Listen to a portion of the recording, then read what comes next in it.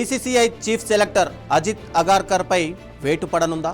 అగార్కర్ స్థానంలో భారత క్రికెట్ దిగ్గజం వివిఎస్ లక్ష్మణ్ను నియమించే అవకాశాలను బీసీసీఐ పరిశీలిస్తుందా? సెలక్షన్ కమిటీ చీఫ్గా అగార్కర్ విఫలం చెందాడా? తాజా పరిణామాలు ఏం చెబుతున్నాయి? Let's watch the story.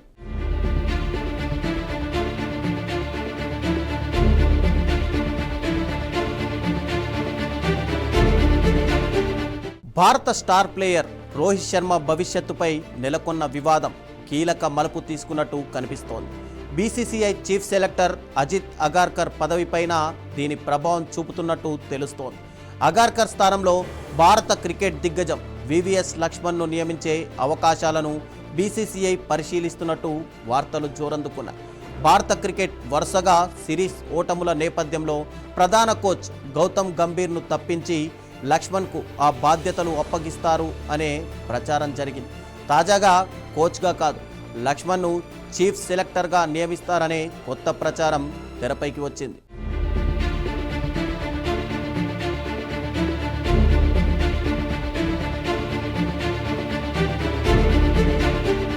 ప్రస్తుత చీఫ్ సెలెక్టర్ అజిత్ అగార్కర్ పదవీకాలం వాస్తవానికి 2026 జూన్తో ముగియాల్సి ఉంది. కాగా బీసీసీఐ 3 నెలల పొడిగింపు ఇచ్చింది. 2027 వన్డే ప్రపంచ కప్ వరకు అగార్కర్ను కొనసాగించే అవకాశం ఉందని భావించిన ఇటీవల చోటు చేసుకున్న పరిణామాలు పరిస్థితిని మార్చినట్టు తెలుస్తోంది. ఇంగ్లాండ్తో జరిగిన 3 వన్డేల సిరీస్ రోహిత్ శర్మకు చివరిదని గతంలో ప్రచారం జరిగింది. రోహిత్ను తర్వాతి సిరీస్ల నుంచి తప్పించే అంశంపై అగార్కర్ నేతృత్వంలోని సెలక్షన్ కమిటీ ప్రధాన కోచ్ గౌతమ్ గంభీర్ నేతృత్వంలోని టీం మేనేజ్మెంట్తో చర్చించినట్టు వార్తలు కూడా వచ్చాయి. అయితే లార్డ్స్ వేదికగా జరిగిన 3వ వన్డేకు ముందే అది రోహిత్ చివరి మ్యాచ్ అవుతుందన్న వార్తలు బయటకు రావడం, అదే మ్యాచ్లో రోహిత్ అద్భుత సెంచరీతో చెలరేగడం సెలెక్టర్లు జట్టు యాజమాన్యాన్ని ఇబ్బందికర పరిస్థితుల్లోకి నెట్టిందని తెలుస్తోంది.